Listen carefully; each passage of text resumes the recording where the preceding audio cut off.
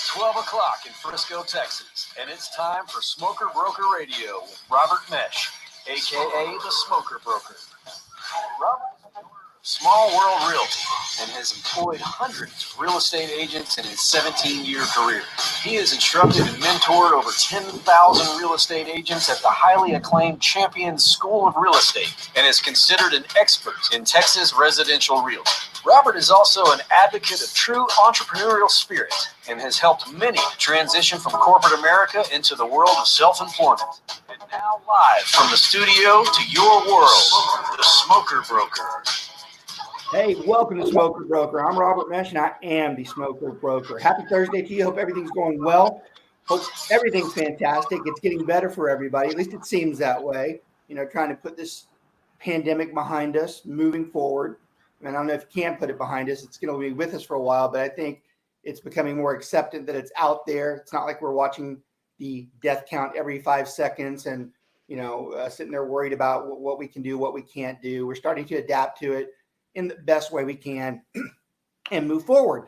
Now, one of the interesting things that I found, I've mentioned this on the last couple of shows, but it's even more so vindictive today. And I'm actually going to give a more personal opinion on it as far as what I've seen, because I've been out a lot more over the last few weeks. But one thing's for sure, there's about 50% of the people out there that have their mask on, and then there's 50% of the people out there that do not have the mask. The people that have the mask on get irritated at the people who don't have the mask on, and the people who don't have the mask on get irritated at the people who have them on. This country has always been like that. It's always been split that way, and it's never going to be fixed. You're always going to have different opinions out there, and that's going to be a struggle for most people. But I will say this, and this is the personal part I have about it. It's a free country, and that's probably one of the greatest things that has been exposed during this pandemic. The freedom to be smart, the freedom to be stupid, the freedom to do whatever you want. It's your choice. I'm not saying it's right either way. I'm not saying it's right whether you put the mask on. I'm not saying it's right whether you don't put the mask on. What I am saying is wrong is for you to put judgment on somebody else. That's not your place.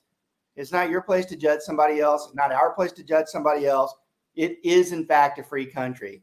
And if they want to do it and they want to be smart, stupid, whatever, that's their choice to do whatever they want to do. We cannot do anything about it. Now, I will admit, and it's kind of like the syndrome where you have an annoying neighbor and there's nothing you can really do about it. One thing that is unfortunate is if you are one of the ones that wear the mask and there's a ton of people out there that don't, it's really not going to do anybody any good. And I think that is unfair to the people that do wear the mask, because they're like, well, if everybody's not going to do this, this is just a lost cause. And that's very possible. It's a possibility that it is a lost cause. So it's a very different time for us, and everybody's going to do their own thing. That's obvious. I mean, anybody who's been out over the last few weeks would acknowledge that statement. It literally is 50-50. But I've seen way too much judging on what you can and can't do. And I've seen actually people enforcing in public what they think is right or wrong. And I'm like, you got to be careful with that. Don't get me wrong. Some of the people that make their suggestions are like, you're right on the money, but that's not our place. That we are not here to make somebody else do something else. The other thing the pandemic's really pushed, and it almost pushed it far enough that I started wondering about it, is whether a business can operate if they choose to or not. It is amazing how far you can be told what you can and cannot do. This country is very resilient on how it reacts. And it's funny, I'm of the opinion that they've walked a very fine line with making people understand you need to do this for this reason, but not saying don't do this because I told you so. And that's been a tough call for a lot of people. And thankfully, I think we're past that piece of it. I think we're past the you can't, because I think everybody's accepting that we're moving forward one way or the other. Now the real truth becomes, how are people upset by what's being done and what's not being done? So new phase. We've talked about COVID for the first 5 to 10 minutes of every show for the last 2 months, as we should. But as far as real estate goes, I can tell you right now, in the state of Texas, we are moving forward. Of course, we're being careful, and we're adhering to the strict social distancing rules, which, by the way, is the key. This whole thing, it's the social distancing that's the key. It's not being right next to someone, being in close confined spaces, talking to someone with their spit hitting. I'm the worst. If you're in any of my classes or you're at this poor laptop, I mean, it's going to come out. And that's the problem out in the general public is that when you talk to someone like that, when you're that close to them, it's very hard to prevent those types of things. So a good strict social distancing and hopefully a vaccine in the next 6 months or so will really help us move forward. But we're doing it anyways because that's how we do things. We're moving forward. Want to share something before we get into our topic today, which is a really good one. We are talking about investing today. And we don't do this very often, but I'm very fortunate that I have professional investors on my team, and they are very good at what they do. So they're going to share a lot of their information today. I want to make sure that I saw a study yesterday, and I was very surprised by it. And I don't get surprised very often, especially when it comes to real estate. And I shared this for those that follow me and that are on my Facebook. It's unbelievable, the chart on the showings in the state of Texas. There's only really one group that tracks the showings in the state. The showings, of course, they dipped in March and April significantly compared to 2019. But what's amazing is in the last 3 weeks, showings have outpaced May 2019. That's insane. And that basically is a very big indicator that as far as real estate goes, they're moving on. They're moving on. They're moving forward. And it is very possible in Texas. The show is across the country. But in Texas, it's possible that we might not be scathed so much from this pandemic. I thought about something too after I posted that yesterday. I didn't think about how that affects other people. The East Coast and the West Coast people, they probably don't like that post because they don't have that same thing right now. They don't have that luxury. That's what I was trying to say. They don't have that luxury. And in New York, they are not seeing showings spiking. And when I sent that, I'm like, should have been more a little bit sensitive about that. But I'm not going to be disappointed in the fact that Texas is moving on. That's where we practice. That's what we're doing. And I do think if there is any good news, it should be pushed on regardless. So I thought that was pretty amazing to really set the stage. Okay, with that said, we are going to talk about the foundations of residential investing today. We are going to bring on two of my guys, and I always like to bring my crew on because I cannot do this show by myself. But today I'm going to bring on two of my what I consider professional investors. I've got Andy Webb with me and I've got Alan Rosner. These are two of my veteran guys that really know what they're doing when it comes to their residential real estate investing.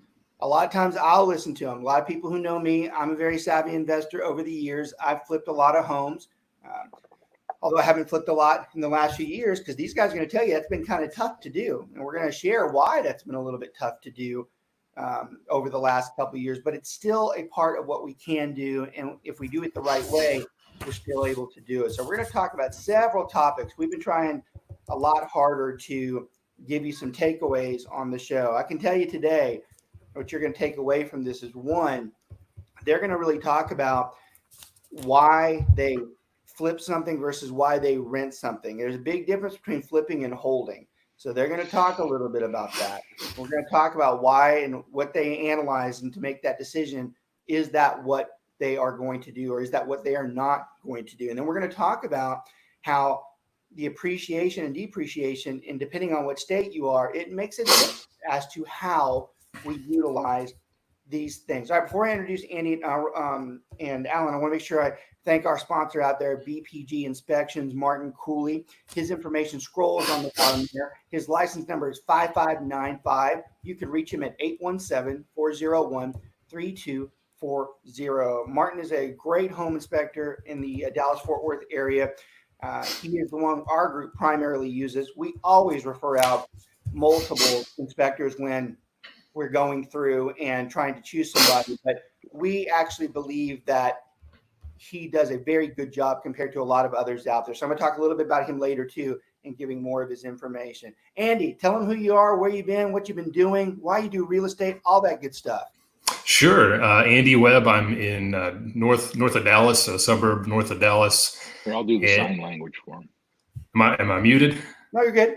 Oh, okay. I heard sign language. I thought maybe I wasn't coming across, but we've been living here in the Carrollton area for actually closed on this house 8 years ago, and started investing in real estate as soon as we bought this house. We said, hey, we want to start accumulating some rental properties, and over the last 8 years, that's what we've done.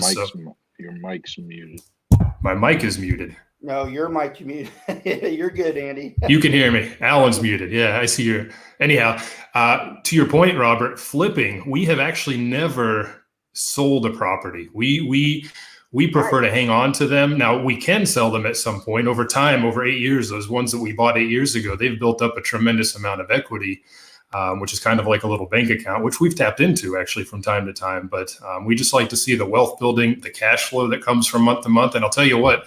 When the pandemic broke out, we were actually in an RV in a state park in Alabama. And you know what? We just hunkered down for 3 weeks, said, we're just going to stay right here because there's no one else around. And we could do that because of the cash flow coming in off of the rentals every month. You know, it made it possible. Yeah, that's why we do it. I love you taking the take on the fact that you're not one of those that just sells them. And I think there's a lot to be said for that. There's a lot to be said. Hey, Alan, you should be able to hear Andy. Can you hear Andy? Give me a thumbs up if you can hear him. Well, that's weird. Why can you hear me? Mark, why can he hear me, but he can't hear Andy? That's kind of strange. I've never seen that before. Yes, it means that something's wrong and you're in. Hey, Alan, log back out and come back in because there's something that's a glitch there. All right. And then we'll bring you back and we'll keep talking with Andy. Yeah, that's weird because it's not supposed to do that. He can hear me. He can't hear you. So it's interesting. You talk about the hold. So, you know, Robert Kowski's really big about flipping and holding. You know, he's always been very protective of the fact that, you know, you flip to get rich, but you hold to get wealthy. This is a common conversation that he has. And he's of the belief that holding is where the true wealth is. Now, we have someone in the Keller Williams environment, Jeff Cohn, who's a big real estate agent that came over from Berkshire Hathaway, pretty much the same time we came over. He's big on this too. He's big on that theory that you can flip all you want and you can make all this money, and it's great to have paper money. But if you want to have true wealth is driven by owning assets. It is. You want the assets out there. And a lot of people forget that. A lot of people jump in there and they're like, oh, I want my money right now. I want to get in there and get my money. And that sometimes isn't the best move to make. I mean, in the end, I think every professional investor would tell you their ultimate hope is to have many properties, as many as they can, and they're able to maintain those over time to where they provide a residual income. I think that's what most people would say. It gives you options. Ultimately, you can sell, you can continue to hold, you can refinance. It just gives you your net worth goes. I mean, it's just options is what it comes down to. Yeah. Can you hear him now, Alan? Is that better? Mm-hmm. Good. All right. Some type of glitch or something. So, Alan, give your perspective on. Andy has a different perspective about. He holds a lot of his property. In fact, he rarely doesn't flip at all. And you're kind of the same way with that. Talk about your belief and why you like to hold those properties. So I weigh it from the standpoint of return on investment. So the old ROI that everybody has been grown up with, like I think we've flipped 2 properties in the past 4 years. Yeah. Well, we haven't really flipped them because it doesn't make any sense to, unless you can, like the last one was a property that when we did the math on how much we would earn, and plug that into how many years would it take to earn that amount of money, it was like 22 years. So I'm going to get 22 years worth of return on investment today instead of waiting 22 years. So now, what's the main reason why is it so hard to flip right now? What's the big obvious out there? Why is it that we can't just go out there and find something to flip? And what holds us back the last few years? Well, I just bought my first house in February. I think we closed. No, we closed in March, and it's the first house I've been able to buy in about 18 months, 19 months. I mean, And that's because it's because the some realtors are convincing the homeowner that their properties are worth X, and without doing their due diligence, it could be worth X if the homeowner would spend $65,000 to make it worth that. right. But they're pricing themselves out of the market. I'm seeing. I do a monthly trend away from what Texas Realtors does, and what I do is I track days on market. That's the only thing that I watch in my price bracket. Right. And in doing so, I've been finding that the days on market over the last 60 days has almost doubled because people are pricing themselves, in my opinion, way too high. And you could, the whole thing about buying up a piece of property, and Andy probably would agree, I can make an offer for anything. If somebody's asking $250,000 for their house, I can go in there and offer them 150. But it just puts people in such an adversarial position, and you can't get anywhere. And then later somebody comes in and maybe offers 225, and he's going to go in there and fix the house. But I see the house show back up 2 years later in the same condition, and they're trying to get trying to get out of it. So. Well, one of the bigger phenomenons out there, and you're speaking to it to some extent, the market has been such at a peak here in Dallas-Fort Worth and across the country for the last few years. What we're having is almost a hangover. You're having a hangover from a really good market. You've had such a strong market for 3 or 4 years where sellers ruled, they priced their houses, which has been terrible for investors. I mean, honestly, I have to admit, I'm very amused when I have a client over the last 4 years that says, hey, I'm looking for a deal. I'm like, yeah, join the rest of us and get back way behind us, because believe me, if there was a deal, we would have already found it. That's right. And we're not just going to throw those things out there. There are no deals right now. Well, actually, it's getting better. But the last 3 or 4 years, there haven't been many deals because the properties are so high. I mean, when we talk about flipping, and I think we've talked about this before with both of you. Well, more for Alan. Andy knows it, but he just doesn't do it. We at least want what, Alan, 30 to 40% below market value before we even think about it. Yes, we're not exactly going to do it. We're not pulling 20%. Yeah, the margin's just not been there. Well, Andy. So when you buy, let's talk about this because it applies to both flipping and for holds. When you're wanting a hold property, where are you satisfied at what you buy that property at? What's your happiness point where you're like, hey, this is good? I look at a couple of things. I want to see a certain level of cash flow after principal interest. We put mortgages on the property. So after principal, interest, taxes, and insurance, right? PITI. We want to see cash flow usually around $400 a month after that. That helps us absorb any, maintenance or whatever may come up later. And we want to have a low out of pocket getting into the deal. Right. We don't buy conventionally by putting 20% down. We buy junkers that need a lot of work. We buy it with hard money, close once, fix it up, and then refinance into longer term, low interest rate debt. And through that process, we're buying things at a fairly decent discount, and having out of pocket into the deals, $7K, $10K, maybe $20K. It depends. But those have been harder to find as well. So I'm not going out and just buying something 20% down, costing me $40,000 out of pocket.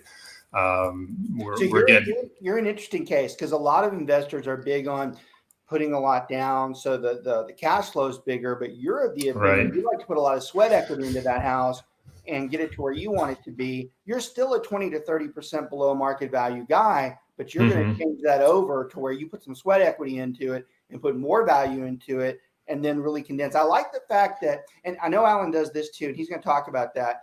Both of you are very good at leveraging. Both of you are experts at leveraging your money as to where to put it.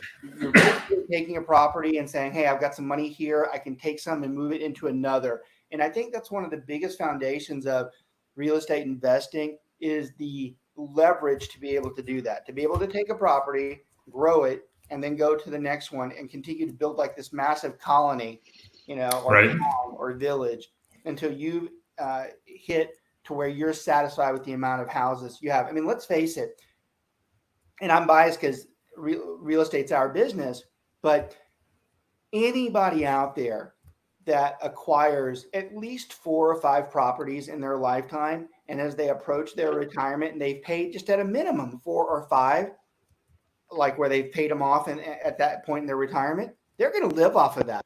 They can. That's pretty damn comfortably off of that. God forbid if they have 10, 15, or 20. And that's the key for most people out there, is to make them understand this is a very good wealth alternative.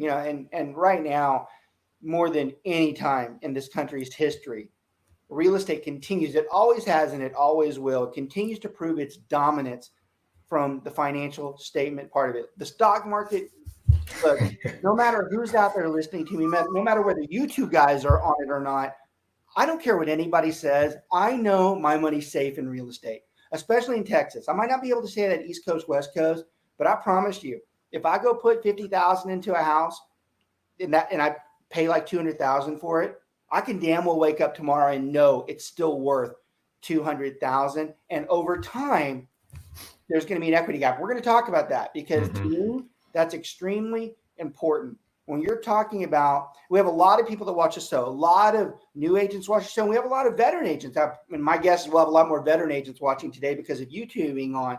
But when you start going through and you're looking about the amount of money that can be produced wealth-wise in owning real estate, now is the time more than ever as a real estate agent to be approaching the friends that you have, the family that you have, and say, hey, look, how much did you lose in the stock market? Yes, I know it'll probably come back, but it always does that. And if it catches you at a bad time, you might not like what happens, because that's what's happened to a lot of people who are that close to retirement right now. They just got a big whoop, because now they're like, now I've got to go on for another 10 to 15 years. Whereas in real estate, that's not necessarily the case. And now is the time for the agents out there to be utilizing that approach with their friends, especially the ones with money.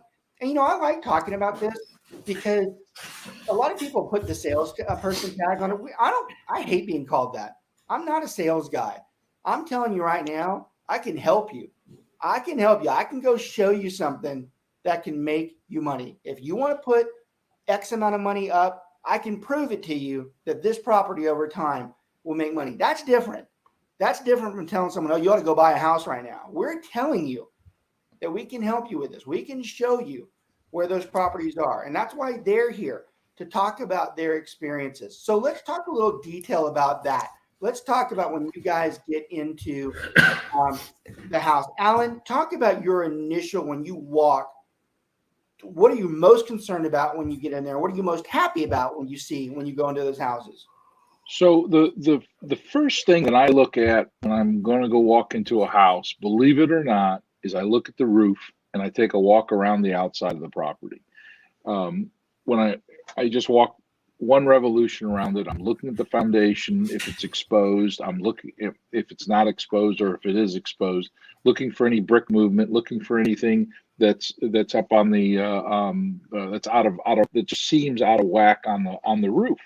The biggest thing that biggest tip off that I've found is chimneys separated away from the side of the house. You see that something's moving. It's either the chimney's moving or the house is moving. Structural indicator, right? I mean, it's the biggest exactly. one out there. If that moves, something else did too. Exactly. So, and then once I get inside, I start looking for the obvious signs: the cracked drywall above the windows, above the doorways. Looking for any separation of the flooring from the walls. I mean, you can see, when you walk into some of these homes, you can almost immediately tell that work has to be done to some kind of stabilization of the foundation. And guys, for our listeners out there, Alan's really talking about, he knows this, but for the rest of y'all, he's talking about the guts of the house. He is talking about the major things. He's not talking about whether a doorknob's loose. He's talking about whether it's foundation work, electrical work, plumbing work, roof work. Those are what we consider to be the guts of the house, because those are the things that have the highest dollar amount on them.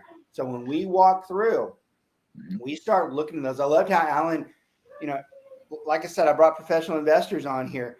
Alan makes a very subtle comment about the chimney. You would think the chimney is no big deal. Well, the chimney is one of the largest structure pieces on the property. If it's moved, it's at the top. If it moved at the top, that means it moved from the bottom. It's moved in. So I'm going to show you. I'm going to show you a picture here of it was found in the master bedroom closet. Yeah. As you can see what that is, and then we move to the next photograph, and it's the electric box. Yeah. How many times have you looked at a house with one of your customers, with one of your clients, and you walk in? How many of you have gone over and opened that electric box to take a look-see inside? You tend to start seeing things that don't make any sense. Things like, I'd say less than 90%. Buyers do that. If you look at this fuse, it's in the I guess it's the upper right of the picture. These are the cheap ways. These are the cheap 50s. They didn't it should have been at any rate. You learn this over time as you go as you flip. And Andy was laughing. Your point's valid. Looking at the box itself, most people don't even look at the box. They don't even open it up. They don't even. What is this? But as an investor, that's critical, right? That panel's in a closet. Depending on the municipality, if you're turning it into a rental, they may or may not allow that. You may have to flip it to the outside. It could be one of the bad boys that Martin Cooley will call out on his inspection reports, which say Federal Pacific, all red letters. Maybe it has some flames. I don't know how he does his, but they're just, it's one of those kind of more or less structural big ticket items that you have to learn to identify. And I'll tell you, I think, Alan, investors that work with clients as well that are just buying their own homes for their personal purposes, my radars are always going off. I can't turn them off any longer. I walk into a house, I don't care what you're going to do with it. I'm going to see that and tell you. Exactly. And then the thing that you worry about is like aluminum wiring houses. You sit there, it was the staple, it was the standard from 1945 until 75, 76. Aluminum wiring is probably the most prevalent in most of these houses that we're looking at that were built in the 60s and 70s, and you gotta go. You sit there and go, oh, how do I fix that? Do I tear out all the wiring in the house, or do I put a little jumper in, or what do I do? And these are the things that you as a realtor or you as an investor really need to pay attention to. And I'll tell you what, Andy, how many houses have you walked away from? Because I'm sure I'm probably in the same. I was about to say the same thing. That's one of the few things that still scares me, and I don't get scared by much. But when I see the aluminum wire, I'm like, I don't want to mess with this. I go, man, that's one of the only things I still think that an inspector quotes that is a true fire hazard. I'm like, I don't know, man. Those things, that is not the way that stuff is built these days. I still get nervous when I see that. Although I have to say, you can remedy them. You can remediate it by replacing the wires. You can pigtail them. There are aluminum rated fixtures and outlets and that sort of thing. Right. So it is fixable. Fortunately, I haven't seen that a whole lot. Most people have corrected it. Most people have got to where they know that that's going to be an issue. One thing I enjoy about this show too, and I'm not very shy when it comes to what my strengths are and my weaknesses are. A lot of people come to me because I have expertise in real estate. I've never been shy about the fact I am not the greatest expert on the hardcore real estate investing from the structure standpoint, like these guys, like what they're talking about when it comes to, like Andy was just talking about the aluminum replacement. I'm not very well aware. I know those exist, but I'm not smart enough to quote those off the top of my head. I don't look at that. Go ahead, Andy. Well, I was going to say, and that's something, for the person that's listening that is thinking about becoming an investor, or maybe has that friend that as a realtor you want to maybe pull into investing, you tell them, what age of house do you want to work with? Because like Alan said, you're going to see those in the older houses. So maybe you start with the 80s build and newer, which is going to have newer guts, newer wiring, right? Always start off with the, hey, look, where's your threshold? Because if it's really thin, then we don't want to be looking at these. But if it's Maybe we can get to the 80s, 90s. We should be good. 2000, we're not going to have a problem. But Hey, I've got houses that were built in 1929 in my portfolio. I mean, you got to have someone who knows what they're doing on those. you know. But here's one thing. Here's one thing that I want to stress to everybody, because what makes this investing, and I'm going to put in air quotes, easy, is when you do get the property, don't just put a coat of paint on it and stick a renter in it right away. I can promise you that every property needs $15,000 to $20,000 worth of work. I can just promise that to you. You can get away with 8 to 10, but it probably needs 15 to 20. Probably, right? exactly. Probably needs 15, 20, 25,000. I got you. Spend the money today. When you spend that money today and you structure that rental property and you get the $400 positive cash flow, and that's after everything, you will not get that phone call in the middle of the night from that customer says his toilet is clogged up. Well, why is his toilet clogged up? Well, because you didn't replace that toilet when you went in there and you saw the what I call the S plumbing on the back of the toilet. Where you'll see it go like this, when you should be buying them that just that just do a C. That's So in a C shape. I want to comment on that because that's really important. It's also another reason why I'm proud to have you guys represent our crew from an integrity standpoint. There are a lot of investors out there. They will shortcut. When they flip those houses, they will shortcut the living shit out of them. I mean, they will do as minimal as they can to turn that thing. And good real estate agents catch on. They catch on when they see it. They come in and they're like, look, this is totally not done. You guys came in here, you put carpet, you put paint in, you didn't do a damn thing. This toilet's flushing slow. There's something in that line. The inspector didn't catch it. Those are the things that cause real issues with someone who flips. And I like the fact that my professional investors, and when I say my professional investors, our relationship, is the fact that you guys are very good at going out there and saying, hey, look, I don't want any problems with this. I want to make sure it's right. I want to make sure that this is my property. I give a damn about it, which is the thing I find funny about an investor who does that. I'm like, don't you give a shit about that property at all? Don't you care just a little bit about the dwelling itself? Shouldn't you be the one that wants to make sure that brings me to full circle with property managers. Let me ask you, like you just said, who amongst us three is going to take care of a property better than us three who own that property? Name me one person. You're not going to find one. The care is not high enough. It's just not there. They want their 10% and they run off, and that's the end of that. They don't care who they put in your house. That's the frustrating thing. But we can have another show talking about how to select tenants. You said that. I'm glad you said that because you're right. That is another show, and it's really one we probably ought to have because it's interesting what we perceive as to how we bring someone in to the tenant selection process. That's a really good show. Put that on. Put that on the schedule for a little bit later. I'm going to write that down because I actually like that one. All right, I want to talk a little bit about this appreciation depreciation thing, and then I'm going to come back into some of the other things you guys look at. Let me give a little bit more information on our sponsor because we always appreciate having them. Like I said, Martin Cooley with BPG Inspections is the guy that we use for primarily most of our inspections in the SWR group. A lot of people don't know that Martin is a veteran of the United States Navy. He was in the engineering section there. He does pest control. Actually, he's a certified COVID-19 ASHI guy. I didn't know that. That's recent there. He does mold inspecting, HVAC, pool, and spa. And like I've told everybody many times, it's his bedside manner that I like. He goes in there. He doesn't scare the customers off. He doesn't freak them out. He tells them what it is. Very easy for us to read the report.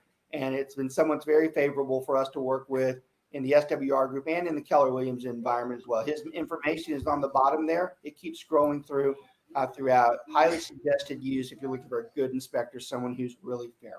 Okay, I want to go through and talk about this appreciation, depreciation thing from an economic view. You guys are the structural guys. I want to talk about from the economic side of it because we have something that's very unique in Texas that it's one of my favorite things to discuss. It's one of my favorite things to teach because it plays such a vital role in the investment process. So The bad news about Texas is that, and this is with an asterisk, not including the last 3 or 4 years. The last 3 or 4 years have been so out of the, we're talking historically, okay? Historically, what happens in the state of Texas. So black out the last 3 or 4 years, historically, 60 to 70 past years in Texas. The bad news is we typically don't appreciate very much. We have a less than 2% appreciation rate in the state of Texas. That means if I go out and buy a house for $200,000, I'm lucky if it's at 202,000 the next year, or if it's still at 200,000. We don't rise very much. Okay. If you're in California, you'd be sick to that. California, you buy a house at 500K, you want that thing to be 700K the next year. Well, we don't do that here. And when you first hear that, your initial thought is, oh, well, that sucks. Texas is a lousy state. Got news for you. Texas, the #1 investing state in the country. And you should find that weird. You should find that awkward, that if I just told you the appreciation is very low here, then why the hell would people come to invest in this state? Well, it's the latter part that's important. The bad news is we don't appreciate very much, but the good news is we hardly ever depreciate. In the worst market downturn in over 50 years in 07 and 08, the average house lost 35 to 40% of its value throughout the entire country. Here in the state of Texas, we barely hit 3. We were almost unscathed because of this phenomenon that we don't go up and we don't go down. We stay very steady, very, very steady. And that is what investors like about the state of Texas. You know what we call most investors, the out-of-state ones in Texas? We call them Californians, because the Californians, they are the ones that come in. Now, that's odd. That's odd that someone from the highest appreciation state chooses to come here and put their money in play. And if you asked why, the most simplistic reason is because they know that if they go to bed and their value in their investment's $1 million, that they're going to wake up and it's still $1 million. In Texas, we earn money the old-fashioned way. Well, who was that? Was that John Hutton? Or I can't remember. One of those guys said that way back when. We make money the old-fashioned way. We earn it. And the way we do this is if we buy a dwelling at $200,000, okay, this is what we expect to happen. At $200,000, historically in Texas, we have low appreciation. So we have this type. It's going up just a little bit. But as we're doing this, we're paying off the debt. So we're going like this. And this stretches, okay? We're not paying it off. The tenant is paying it off. Somebody else is paying it off for us. This is our equity gap. This is where we make our money.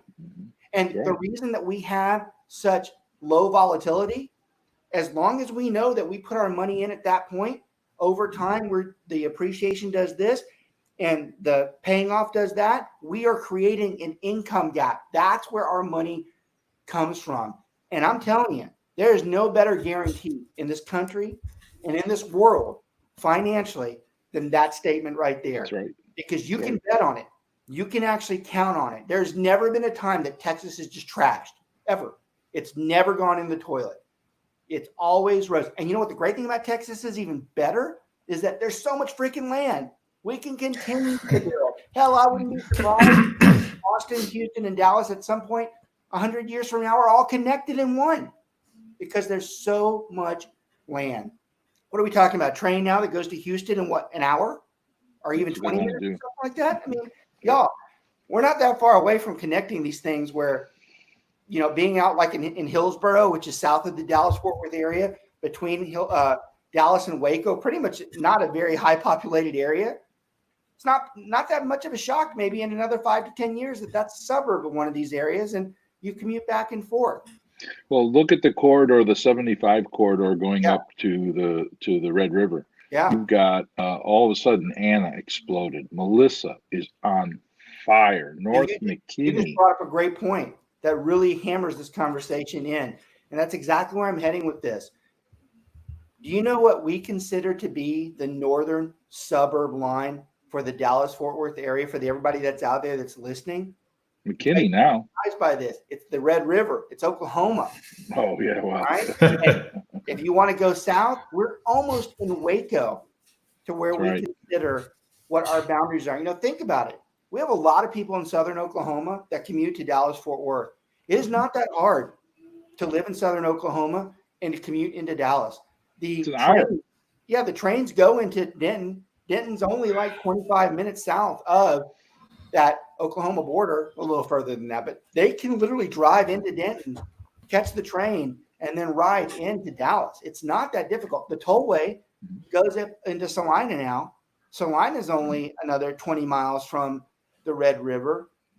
Our boundaries are huge. And because of this, and this is the point I'm trying to make, this is where all this gets hammered in.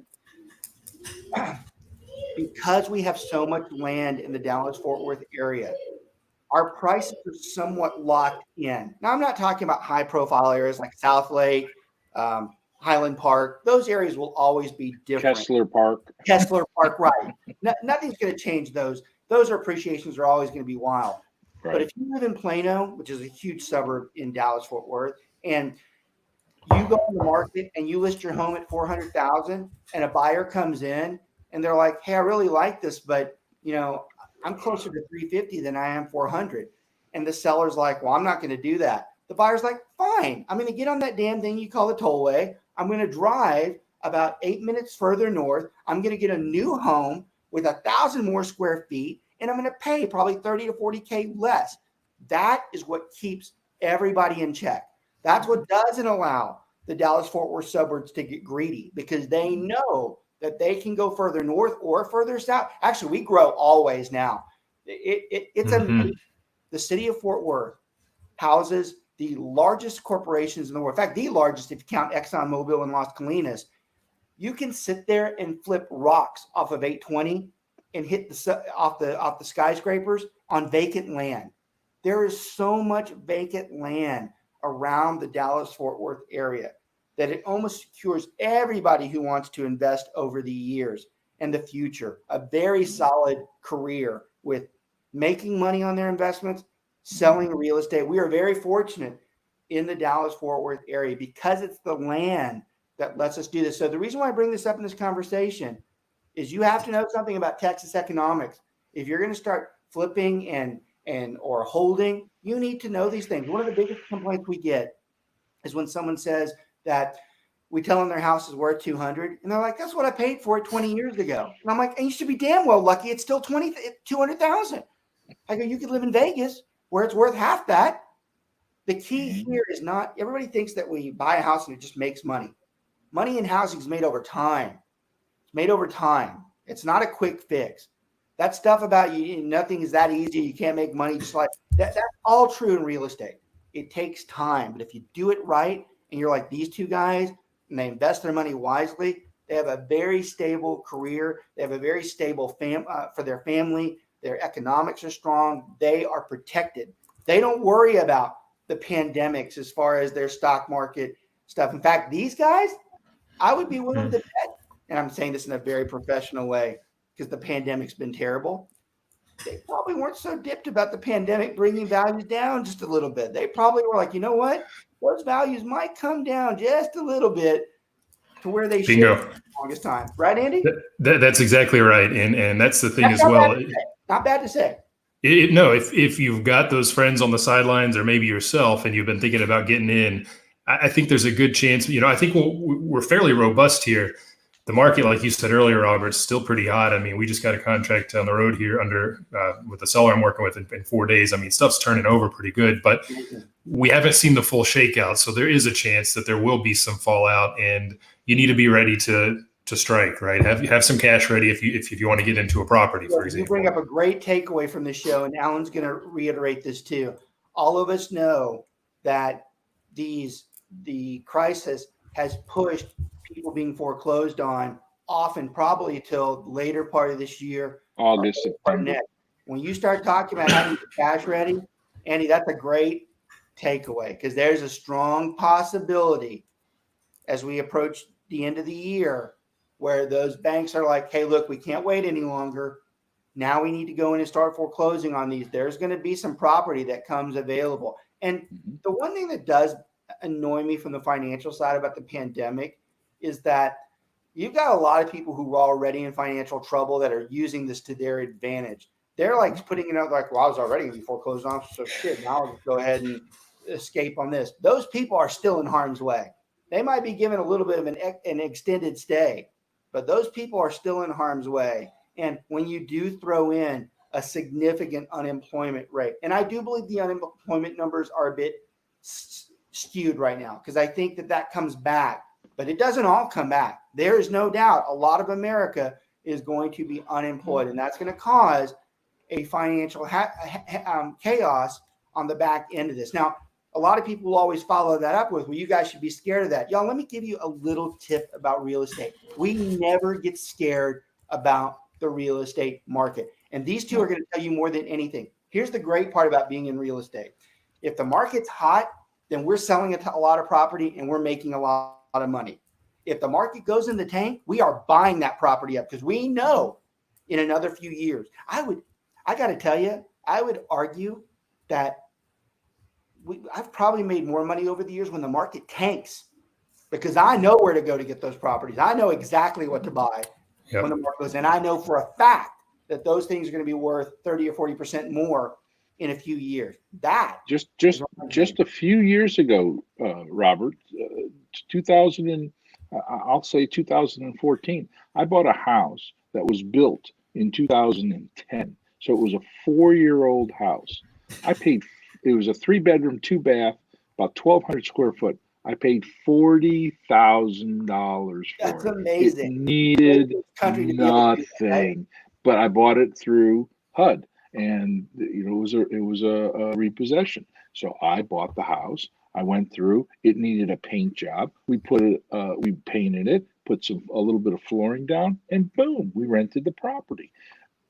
But it was in a time of 2014. I don't know if you can remember that. 2014, we were kind of, it was a different America back then, and than it is today. So we've got 35 million people out of work, and that's going to affect whether or not they pay their mortgages. It all depends on banks and how they're going to work with their clients. Bankruptcy is going to come into play. You're going to see an uptick in bankruptcies.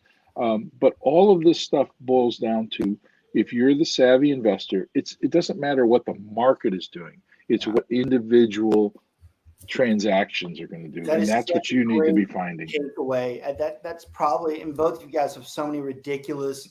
That's a great takeaway from this show. The calmness, and the market does not dictate to us what it is that's going to happen. Right. We are concerned about the transactions that we do. We know that per our systems, and every investor has a system. We know by our systems when we go in that this is a good deal.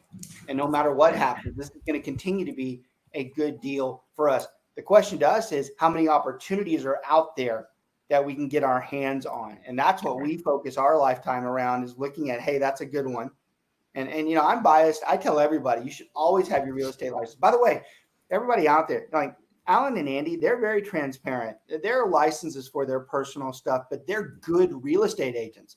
Both of them are very good. Like the friends and their family that watch this, I'd trust them with any of my personal stuff, as far as if I was a client of theirs. And they are very smart. To me, your investor agent clients, they're the best that are out there, because they know not only the value, but they know the goods and bads of that house. So either way, these guys will tell you they're in it more for their personal portfolios, but they're very good. They're more humble about their real estate. They're very good real estate agents. Both of them are very skilled at what they do. And I love it when either one of them comes to me with something different besides their own. I'm like, good. You should help people. You guys are really good at this. You should be helping. But it's a good comment that I back up with a lot of things, in the fact that everybody should have their real estate license. It's smart to have it. These guys are very intelligent. They use it to their advantage. And plus, it makes them smarter in general. People look up to people who understand real estate. People respect people who are in real estate. They want to hear them. They want to hear what they have to say so that they can go through and make the right decisions. All right, we only have a few more minutes. I want you guys to talk briefly about a current event. I want your opinions on how is it you guys are having to handle the tenants right now with if there are issues or not. What are you guys doing? I don't think there's any right or wrong answer. Andy, you start. Go ahead. Sure. And I mentioned at the start of the show, we began the pandemic in an RV out in the middle of the woods, essentially. And at that point in time, as we saw what was unfolding, my wife and I, we talked about it. We're in some mentoring groups. We've got a lot of peer groups that we get together with. We started doing that virtually, Zoom calls, that sort of thing. But the general consensus was, hey, let's reach out. Let's be communicative. Let's talk now before the stuff comes down the pike. So what we did simply was sent out an email individually, not to every house in one email, not a bulk, but address them, use their names, maybe mention a dog or whatever, personable, and just said, hey, look, here's how we're handling maintenance right now. We said, hey, we're not going to be sending every Tom, Dick, and Harry in to fix those small problems right now. Big ticket items, let us know. And by the way, if you run into any problems, we're here. Keep open lines of communication. We just told them to talk to us. We got a lot of very positive replies. Immediately knew that a quarter of our portfolio, by their responses back to us, saying, thanks for reaching out. Thanks for asking. We're all fine right now. So already at that point, we were able to breathe a sigh of relief. And since then, we've had good communication. It's treating them like people, your residents, right? And I almost hate that Alan has to follow that unless he's going to pretty much say the same thing, because that's a good answer. It's the communicative piece of making sure they're human beings, sure, and reasonable human beings. We're not letting people take advantage. And I think Alan will hit on that, because Alan's big about not letting anybody take advantage of him, but being very fair. And I love your response. Alan's very similar in a way. He's very stern when it comes to his tenants' responsibilities and how they are, because he's a very big do the right type of thing type of guy. But I love the communication piece of it and treating them the way you'd expect. If they want to abuse that privilege, then we will use what we need to remove them, because nobody's going to tolerate someone taking advantage of this situation. But on the other side, we have to have some sensitivity to, hey, man, the guy was working and he's been thrown out of his job. We got to figure out a way to give him some grace here to make sure that he makes it, because in all likelihood he will. Well, and to that point, and you may have seen this as well, Alan, I guess TAR and I think TAA, Texas Apartment Association as well, both released, kind of a promulgated form that gives you the language to offer a payment plan. So if you have residents that are in that situation, and just to say, we've had zero problems, nothing late, everything on time, so full collections. And so, like I said before about being your own property manager, how important it is. It's selecting the correct tenants. I can't stress enough that that's where it all begins.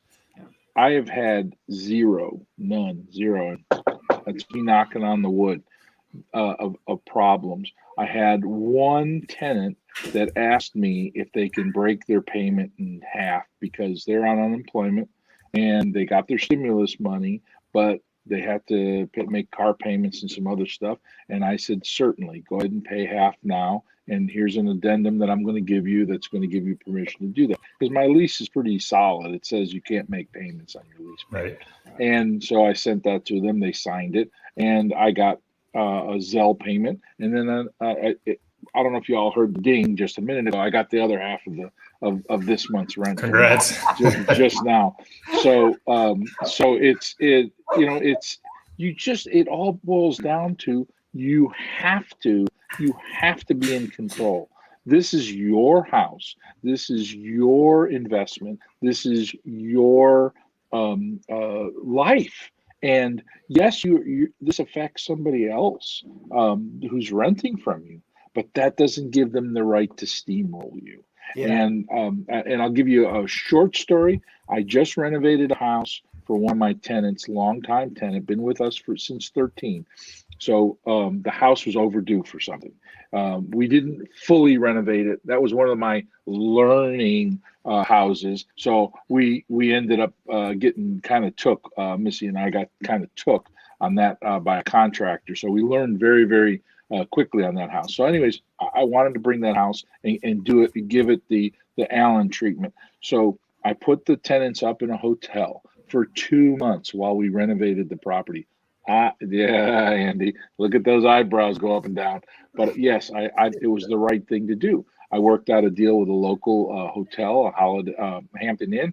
They worked it all out for me. The rent that they were paying me, I had to match it for the same amount of rent, but put the tenants up for those 2 months. I renovated the property, and I put the tenants back into the property. Everything was smooth until the one tenant looks to me and says, "You know what? I don't like the color of this that you painted the inside of the house." And I looked at her and I said, "Wait, what you don't like the color of the house?" She says, "No, that's not what we discussed." I said, "Oh, so I'm not saying that I had you sign off on the color, but I will tell you that it's still my house. If That's you don't want right. to live here, you don't have to." And she said, we've been here since 2013. You're not going to throw us out, are you?" And I said, "That's not my choice. Yeah. That'll be your choice." Well, needless to say, everything is fine and they're making their payments like normal. But you can't kowtow to you cannot buckle. Yes, the governor says you can't kick somebody out in the 48-hour period that it normally takes, but don't let them steamroll you. There you go. Absolutely. And I think that's a great way to end the show, because I think so many people have taken the COVID as I have the freedom to do whatever. I'm like, no, you don't. You don't have the freedom to do whatever. There's been some exceptions and there's been some flexibility more than there ever has been. But in the end, we still operate. And one thing of the many that's making me feel better as we continue to move this thing out and open up, I'm hoping that window of opportunity for those people who are using this to their advantage is very much shortened when they see the economy start coming back up. Because what you're going to see is like, we've had enough of that. We did this for temporary. You mentioned something else that I thought was a good takeaway. For those of you who don't think that the stimulus does anything, or you think that it's no big deal, did you hear how Alan subtly went through there and said he talked about their stimulus check, but they had to make payments on other things? The stimulus check did make a difference to a lot of Americans out there that were in binds and that needed. This isn't a scripted show. He just said that because he actually practices this day to day. That actually makes me feel good, because there's a lot of people out there think we've wasted money. And believe me, we have. There's some money wasted, as always. But there have been some people that have used that money, and it's twofold. Not only does it help them, but it actually helps the landlords as well, because they're hurting with this too. They're being shortened with their incomes by this. Some of them, catastrophically have been affected by it. So I love the fact that you threw that in there, because I think that's a great takeaway. Y'all, I cannot tell you how proud I am to have an association with you. I mean, I know lots of people that do investing. I know lots of people in the real estate industry. I'm very proud to have both of you as part of our group. I listen to the things you say. I think you personally know more than I do about some of that stuff. And I don't say that about many things when it comes to real estate, but I more than anybody look forward to the discussions. And I am actually embarrassed that this is the first time in 2 years we've had this show. And that's the last time that's going to happen. I would like this show to go on a quarterly basis where you guys. You had a few things going on there, Robert. I know, but I feel bad because you guys, look, I can tell by the comments, and I know through archive watch, there'll be a lot of people that watch the show. You watch, there'll probably be about 500 to 600 views by the end of next week, because they'll pick up on that, because this is meaningful information to them. Y'all, I want to thank y'all for coming on, taking your time today. I know you both are busy guys. Plus, for me personally, it was good being able to see you guys. There are some pluses in the environment that we have. At least now we still can see each other, and probably more so than we did the other way. So thank y'all for coming in. I hope to get to see you guys really soon. Thank everybody else for watching. I hope y'all enjoyed the show. We'll be seeing you guys next week, as always, on Thursday from noon to 1. Y'all take care. Have a good one.